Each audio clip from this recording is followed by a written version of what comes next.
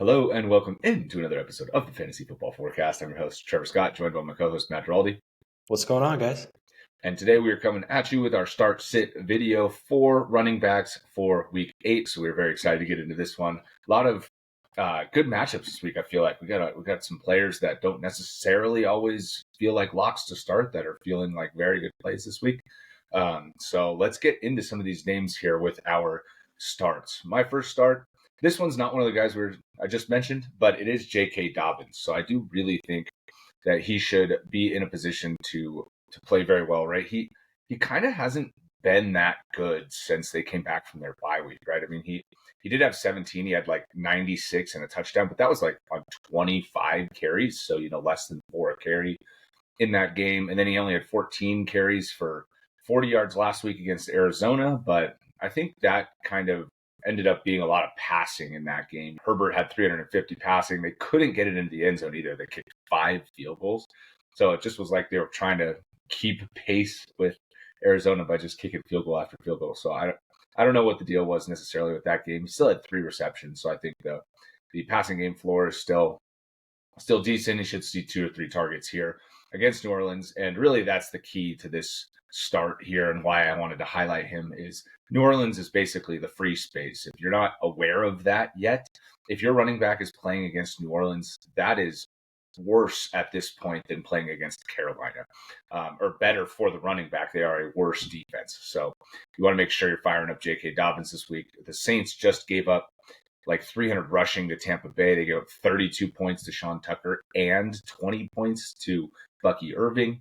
And then in last week's game against Javonte Williams, he scored twice, just went nuts, had 26 fantasy points in full PPR. So make sure you get Dobbins into your lineup this week. I expect him to have a massive game in this one. I like Dobbins a lot in this one. And I think similarly to how New Orleans played the week prior without Derek Carr, they're obviously going to be without him again this week. So I don't expect them to move the ball very effectively with Spencer Rattler. So they're going to load up Dobbins. They definitely should win this game. I like him quite a bit. And I think the reason we liked Dobbins last week too is we thought that the Chargers were going to take care of the Cardinals, and that didn't happen. And that was the first time all year Herbert's thrown for over 300 yards. Yeah, so frustrating that they didn't beat the Cardinals either. Obviously, you guys know Charger fans here, so yeah, it's just frustrating as hell that they didn't beat the Cardinals. Because I had been saying they had 5 winnable games coming out of their bye. If they had been able to get to 7-2, that would have been awesome. But hopefully now they're able to get to 6-3, and they take care of the Saints first this week to get back over 500.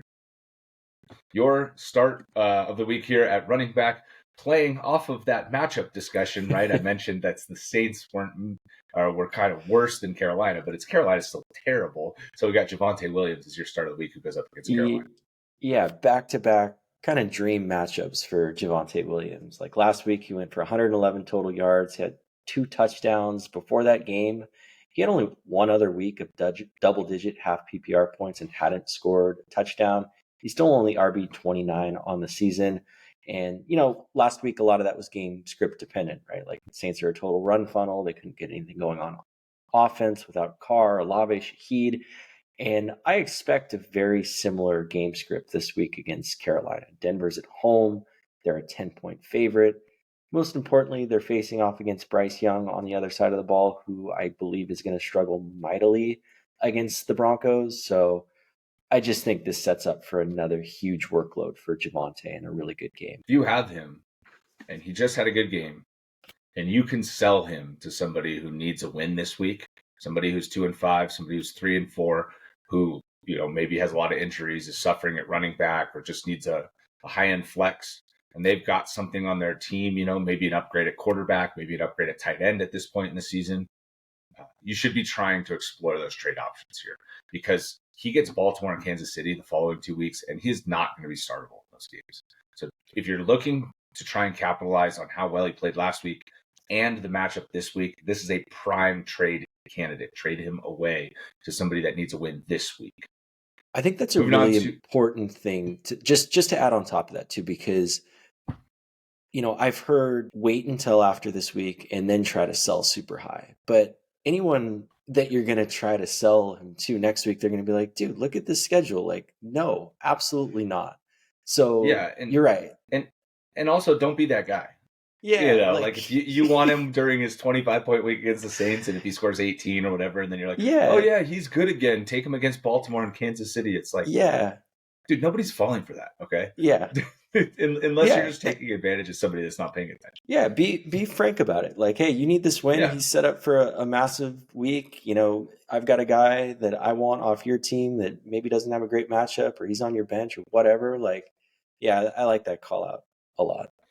Yeah, and also you should be upfront about the fact, like, look, you get to start him this week in a smash spot, and then you have an RB3 or 4, depending on what it looks like for their team. Like you have a bench running back that gives you insurance, gives you injury insurance, or maybe they have Jonathan Brooks coming back soon. And you're like, look, you got Brooks that's going to take that spot eventually, right? And Javonte becomes somebody that you keep on your team. Right, it's not like he's a 1 week and then you're going to throw him away. He should still be the starter. Maybe in 4 weeks down the line, you can continue to start him. It's just, they do have a very difficult schedule coming up. So, yeah, not saying he doesn't have value. Just don't try and sell him like he's going to be great against these two rough defenses, especially to a team that's struggling. If you're gonna make that case, sell him now so that they get a good week out of it. The second start for me here, and this one I feel like is. I don't know if everybody's come around on this yet, but Najee Harris.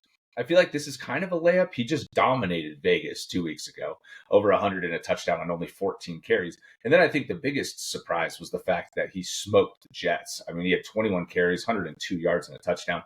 I know that touchdown came on the very last play of the game, but I don't think that's the point. I think the point is the workload and how effective he was, right? Roughly 5 a carry.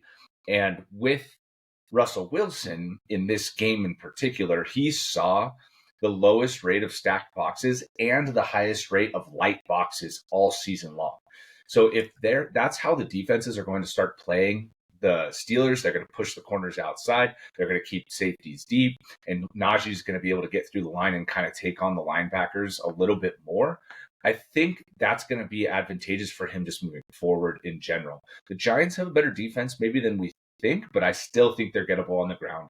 I still think they're going to really be trying to limit Russell Wilson and his deep ball, and that Najee's going to have some room to operate here.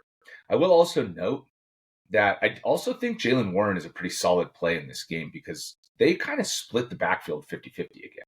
And that's kind of what we expected coming into the season, but Warren just hasn't been able to get right all year long. So I think maybe he's finally starting to get there here 2 months into the year, but I don't think that matters for Najee. He's not going to get the passing game work he got weeks 3 to 6, but I don't think that was anything we were expecting anyways, and I think he can get 80 in a score on the ground here against the Giants, maybe a target or two mixed in as well. Didn't somebody call out Najee for like running soft a couple weeks ago? And then ever since then, he's just looked like a man on a mission. I forget who it was, but yeah, he's running with authority. And the way somebody on Dallas, it might have been. I got to look it up, but yeah, you know, the way that, like you said, the way that Russ opens up this offense and having to respect the pass is just going to do wonders for him. Yeah, so I really think he's a good start this week. They have a bye next week, so we won't be talking about him for a little bit after this. But yeah, I would be excited to own Najee Harris in a way that I wasn't necessarily 2 weeks ago. So I think he's also somebody that if somebody thinks they have like a sell high and they're trying to like sell him to you, that's somebody I'd be wanting to acquire at this point.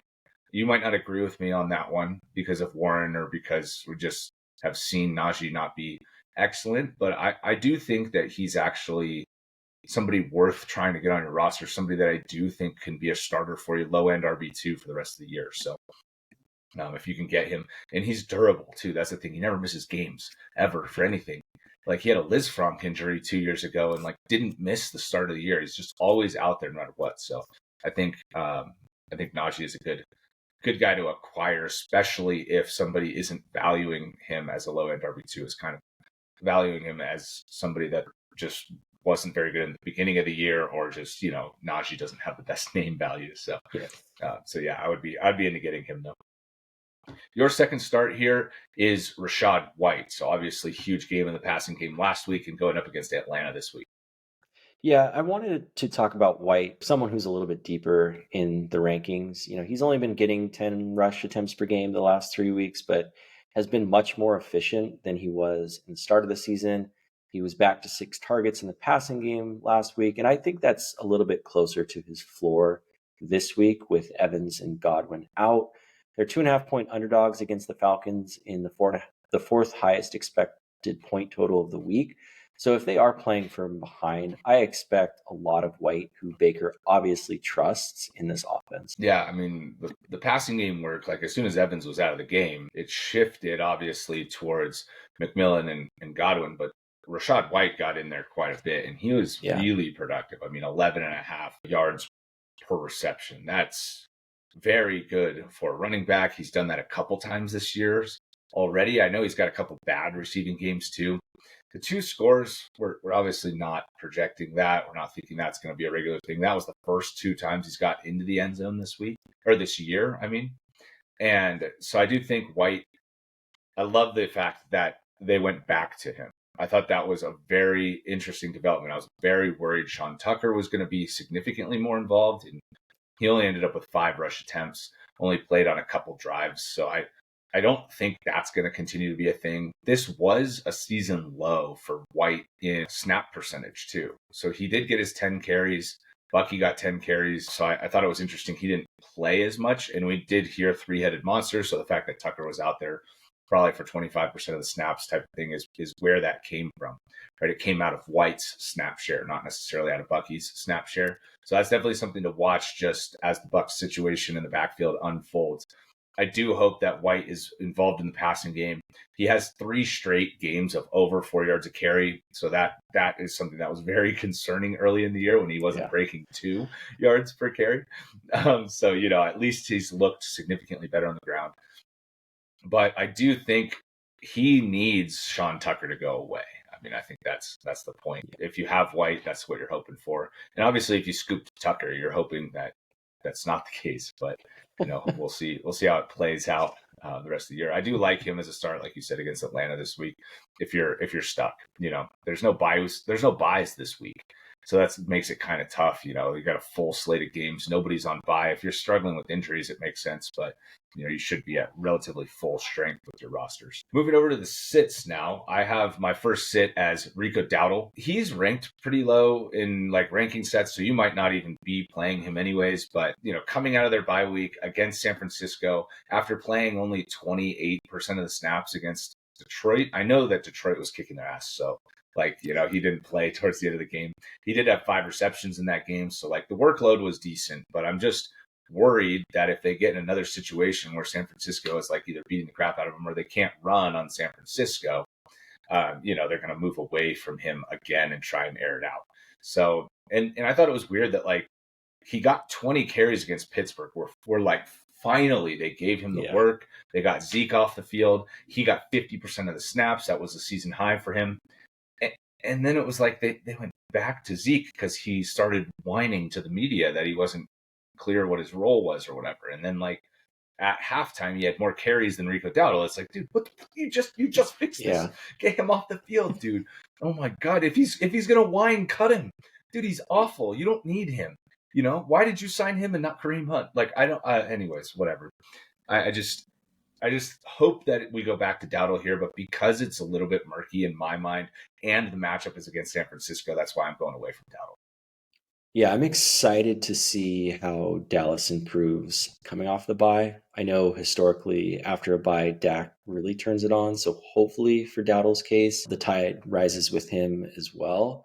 But you're right. I've got a league where he's still on my bench. I'm still optimistic. I know they've got some easier games down the line, but for this one against SF, it's dude, if San Francisco goes up early, I don't know. Yeah, it's over. Yeah. Even though and it's weird because even though he catches a lot of passes, he's still not playing on third down. Yeah. So it's weird. I don't know why they haven't made him the full-time third down back. That has to be a pass protection thing because they're having their fullback do it. Yeah. And so the fullback must be much better in pass protection than Dowdle is. And Dowdle maybe over the bye week figured it out or got better at that. So maybe we see him mixed in on third downs. But yeah, if they get down, this isn't going to be a good game for him. Moving over to your sit of the week. This is going to be an interesting case to make, but it's Chuba Hubbard going against the Broncos. Yeah, this one's tough because Chuba's been awesome, right? He's RB10 on the season after combining for 10 fantasy points his first 2 weeks. The biggest issue with this 11. week, 11, no, was it 11? Did he get all the way to 11 Yeah, after 2 it's weeks? exactly Okay. 11. Yeah. Yeah. Oh, wow. 9.6 and 1.4, all the way to 11 through 2 weeks. Okay. I am sorry, Chuba. I apologize. But the issue with this week is twofold, right? Like he faces off against a very good Broncos defense that's only allowed 3 rushing touchdowns on the season. And more importantly, Bryce Young is the starting quarterback in this game. The 2 games where Bryce Young was the starter were those 2 games where Chuba performed poorly. So I don't expect Carolina to be able to move the ball effectively against Denver. I'm sure he'll get his fair share of touches. I wouldn't expect Jonathan Brooks back in this game. I don't think it would make a lot of sense to start him against the Broncos or play him against the Broncos when the following week they have New Orleans. So Chuba, unfortunately, a sit for me this week. Yeah, I agree. I mean, it's just we saw what Bryce Young does to this offense, and like it's just really hard to have any confidence that he's better. Maybe we see it this week and Dalton is only out 2 to 3 weeks type of thing, or maybe Dalton's back next week. I don't know. But, if you're stuck and you have to play him because running back is just a wasteland right now, I mean, the chances that you have somebody better than him are just not that good. So, you just gotta hope and pray that Young can kind of keep this thing together here. My second sit of the week here is Tony Pollard. So I obviously hate to do this. He's running back 22 on the year. He's been solid, and he's running back 22 because he's already had his bye, so his average points per game is much better than that. But last week against Buffalo, I had pretty high hopes for him. They give up a very high yards per rush, and he didn't do much. He only had 3.8 yards per carry, 61 rushing yards. He turned 6 targets into only 4 yards, which that's not great, right? And he had -5 receiving yards the week before, even though his rushing was very good. So going up against Detroit, one of the best run defenses in the league, I'm just a little bit worried that he's not going to be efficient through the air. I don't expect him to be efficient on the ground. And without a score, this is just not going to be a good week for Pollard. Would you prefer to start Chuba or Pollard? Chuba. Is it close? Mm-hmm. Or yeah, okay. Very close. I think I have them both ranked in the early to mid 20s, like 23, 24, something like that. Yeah, that's interesting. Because I'd play Javonte, I'd play Najee, I'd play JK. I wouldn't play Rachaad White over these guys, even though we did talk about him as a start. I still have these guys ranked ahead of Rachaad White, but yeah, that's kind of where I have them. And I think with Pollard too, with D-Hop gone, like the defense can maybe stack the box even a little bit more against him too. So I think that's another thing to think about as well. Yeah, even though I'm not sure that matters all that much. It's not exactly like they had to do anything to stop Hopkins. Hopkins has been awful.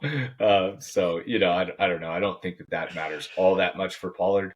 I think they've been kind of trying to center on the run game. I think maybe more than anything, as much as weird as this is to say, I think Spears being out has kind of hurt him. Like, we've seen Pollard be so good and effective with when he's got 2 guys rolling. And then when it's like just him, like last year when it was just him in Dallas, it was like leaving a lot to be desired. And then they kind of got it going at the end of the year. But then this year it's been great to have them both out there. So I don't know. Maybe it's just a thing. Maybe it's just a thing where he is a better player when he's only out there 50%, right? He catches his breath, he gets out, whatever it is. And then he's just like 100% go instead of like trying to pace himself throughout the game.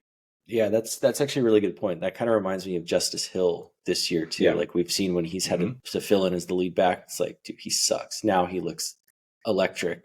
He's, Yeah, when he's used right? Like when you get him good screen passes, or when you run stretch runs when they're not expecting you to run. You look a lot better when you're placed in a role that makes a lot more sense for you. And so I don't know if that's the case. Maybe it's not, but it just feels like when Spears is there, he's been playing better. So anyways, I would sit Pollard this week, I think is the point, if you can afford to get away from him. In a league where, you're playing 3 wide receivers already and you have a flex spot, the chances that you're able to sit him are very low. Again, it's just one of these guys. That's why I started with Dowdle. It's a lot easier to sit him, but if you can afford it, this is the guy I'm getting away from. Your second sit here is Rhamondre Stevenson. So Patriots running back going up against the Jets. Yeah, the issue with Rhamondre is he may be one of the most game script dependent running backs in the league. Like we saw the which first is couple so weeks. weird. That's not something we Yeah, expected coming into the year. no, Like, what the like heck? If you have Rhamondre, it was supposed to be bad offense, all the work. yeah, bad offense, all the work. He can catch passes. He's a big guy. Like it's really surprising. And weeks 1 and 2, he played really well. Week 3, he put up .3 fantasy points. 6 the following week. Then he had a good week, and then he flopped. But this week against the Jets, man, like I know that maybe the Jets defense doesn't look quite as good as it has, but I think Aaron Rodgers is going to have a big game. I think they're going to be playing from behind, and while Drake May can run this offense more efficiently, like we've just have enough of a sample size of these games with Rhamondre where they're not playing well, and he just sucks. Yeah, no, I agree. And I was worried that Antonio Gibson was going to take some of his passing game work, and he's been terrible through the air. Rhamondre has been, right? That was Yeah. kind of his calling card last year, is that he was decently efficient on solid volume through the air, and then this year it's like the volume is inconsistent or not there, and he hasn't topped 20 receiving yards yet. And then in this game against Jacksonville, I know it was maybe a little bit attributed to garbage time, but you got JaMychal Hasty coming on the field and having 5 Yeah. for 47 and a touchdown through the air. Like, that's a lot better than anything Rhamondre's done He through the air. looked Like, it would good have been too. nice to see Like him. Yeah. I Yeah, he woke looked good. up So, like, this is, watching, the London game. I was like, what, Hasty? Like put my glasses on. Like, oh, okay. What? yeah, I thought he was still on like the 49. Like, what? Like, but yeah, he looked very good. And like, if this is going to move into like a three-headed backfield, kind of like the Buccaneers, that's not going to be advantageous for Stevenson, especially when he's not the passing game specialist, right? We talked about White, how he's going to kind of elevate his role because of the injuries in the passing game, right? And we know he can do that. We know he's a solid pass catcher. Rhamondre, I think, is kind of losing that role and hasn't displayed that this year and has had issues with, is he the starter or not? And so this is just like, I don't know.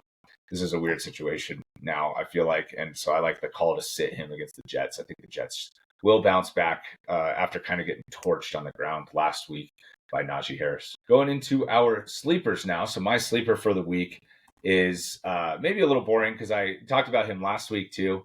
And I don't know that he did well enough for you guys. 3 points against Carolina is not what we were looking for there at all. He didn't really get the ball a lot. I was surprised by that. But I think they go back to him this week. I think Brian Robinson, he looked good, but still didn't get the full allotment of snaps. And I think they go back to Ekeler a little bit this week against Chicago. And the main thing I think here is that Chicago is so good against the pass. And if Mariota is going to be playing, I think they're going to try and have check down, easy throws, and maybe Ekeler gets back up into the 8 to 10 carry range this week against Chicago, who is much more beatable on the ground than they are through the air. So if he gets, say 4 targets, catches 3 of them for 30 yards, and then has 10 carries for 30 yards, that's 6 points right there, plus 7.5 with the catches. And then if he is able to kind of get into the end zone, that's where the upside comes in here. So I do think as a sleeper, that's somebody that you could do worse than this week in week 8. They're going to need him in this game, right? Like Mariota's not going to be good. And I guess that's kind of foreshadowing who my bust pick is. But I like the call here. It's tough with sleeper at running back, right? It's not like wide receiver where these guys can pop. It's like somebody goes down and then a no-name scores 2 touchdowns. You're like, oh, okay, whatever. Yeah, or like they decide to give the passing game work to JaMychal Hasty. It's like, oh, yeah. that would have been nice to call, like. Yeah, so no, I totally feel you on that. So Ekeler, I think he's rostered enough too, where it's not like talking about somebody that's on the waiver wire in a lot of leagues. So at least there's that going. Your sleeper this week is in this same game going up against Washington in what could be a much more competitive game if Daniels doesn't play, is Roschon Johnson. Yeah, so a guy that is likely on the waiver wire. In this take, I mean, it's just assuming that Mariota's not able to move the ball effectively against this defense. If things kind of stall out for Washington, this could just be a time where he gets, 10 carries. Like we saw that week 5 against Carolina. In that game, DeAndre Swift got 21 carries. Roschon in that game scored twice. So if they're blowing him out and they just want to ease up on Swift's workload a little bit, because obviously he's not the biggest running back, he's had injuries over his career, and they just want to give it to Roschon to grind it out, I could see doing worse in what should be a good game script, assuming Daniels misses. Which is something to be said, right? Washington's defense has looked good because they're never on the field. Right. I mean, resting. Washington just gets to sustain these drives. They win the time of possession battle every week, and it's just like they gave the ball back to Carolina 3 times in the second half. That is insane. And so if that's not going to be the case, and Mariota isn't going to be moving the ball as effectively, this is something where Roschon can get into the end zone here, and that's why it's a good call to kind of call it. All right, moving over to busts now. This is where where we're. Again, I always say this in all our videos. This is not a sit suggestion. These are guys that are intended to be like, you're likely starting them unless you have just embarrassment of riches, right? But these guys, we're going to temper our expectations on. We might think maybe there's a role change that might be, worrisome or something like that, right? So for me, this week, it's James Cook is my bust. He's hurt. And I think that's a big part of why I think, he's not going to produce very well. Like this turf toe injury, I know he played last week, but only 12 carries, no work in the passing game. They didn't even throw it to him one time. First game all year, he had 0 targets. He got into the end zone, so he got very lucky. And then, the game script was for him to come off the field kind of right, because they were beating Tennessee pretty good by the end of the game. I don't necessarily think that's going to be the case in Seattle. But I also do think that the offense is changing here. They got Amari Cooper, and it was tangibly different. Like Josh Allen, over 300 yards passing. And I think they made a concerted effort to try and get the receiver rooms and Kincaid going, and it worked. They were very good. And I know Tennessee, it's not like for all of their faults, they're not slouches on the back end on defense, right? They have Snead, who is like obviously very good at locking up number 1 wide receivers. And so seeing him not get any passing game work, seeing Ray Davis get 5 carries and get into the end zone still look very explosive. I'm just worried that his 100% of the everything role is no longer there. And I think it will come back. I just think he's dealing with turf toe and that it's not going to come back until he's fully healthy, and turf toe generally takes 4 weeks to recover from. So I think we're looking at that week 10 game against Indianapolis where maybe he's like back all the way to getting out all of the carries. But that's why I think this week I'm going to have him as a bust. I think he's going to score single-digit points here. Yeah, I think if he doesn't get into the end zone, that's a very good call. And you're right. Like the offense, the first few weeks, it was like handoff, throw to Cook. Like it was all going through him, similar to what we saw in the second half of last year. And I think the injury is kind of the most important thing to call out, especially where they have a very capable number 2 running back in Ray Davis. Like, again, we talked about it last week, how good he looked the week prior, still looked good last week. Like Cook is the answer if they're looking to make a deep playoff run, which is what they are doing. I know you mentioned this should be a pretty competitive game, but we've seen with Buffalo where it's like, they're such a weird team. Like they could go off 21-0 quickly, and they might not even need Cook after that. I'm not saying that's going to happen. I believe in Geno in this one, but without DK Metcalf, like offense is going to look a little bit different on the other side. Yeah. So, I almost had Ray Davis as a sleeper in this one. So I think with the way he's running, like let's use Cook in the beginning, but let's make sure health is the most important thing. Yeah. And also with Cook, if you're a Cook owner listening to this, go get Ray Davis, please. Like we know now that he is a capable and must start if Cook is not playing. So please, those are the kind of handcuffs at this point in the season that you need to get on your roster, right? We never recommend drafting them because then you miss out on guys like J.K. Dobbins, possibly even the next guy we're going to talk about, Brian Robinson. You miss out on, the late lotto picks that you could possibly draft. But, at this point in the year, we know what's up already, right? Go get your guy's handcuffs if he's your number 1 running back, especially. All right, and the second bust that we're going to talk about here, last guy we're going to talk about is Brian Robinson Jr. Yeah, a lot of guys in this game, it seems like. And again, not to belabor the point, but this is all about game script and Marcus Mariota as the starter. You mentioned with Ekeler, getting a lot of checkdowns. Assuming this team is playing from behind, I would expect them to utilize him more. And I think B-Rob's going to get a lot of opportunities, especially in the beginning, right? And there's always the chance that with his talent, he can get into the end zone once or twice. But I just think with this one, like, again, I'm not sitting him, but I'm not licking my chops thinking, oh, with Daniels out, like he's just going to get all the carries. Like, let's go. Like, no, it's the offense is not going to look the same. Yeah, definitely not. And I don't know that I even realized we had so many guys out of this game. Yeah. I mean, we've been talking about this game for a while. Brian Robinson is obviously very efficient too. I think, it's not going to be a thing where if he gets a lot of work, he should be pretty efficient with it, regardless of who's back there. I think it's a thing where Chicago has a very good defense overall. They might not be able to move the ball in the air, and Brian Robinson might not get the full lot minute snaps. So he's been a monster in terms of scoring touchdowns. Right? He's got one game without a touchdown. So it's tough to say he's going to bust, because even in that game, he had 133 rushing yards. Like, it was just like he has not scored single digit points all year. And so, I mean, maybe this is the first time he does it, right? That would be considered a bust. And I think it's a pretty good call going up against Chicago in what should be a decently low scoring game here, assuming Daniels doesn't play. All right. And with that, thank you guys so much for watching. We'll see you guys in the next one. Later.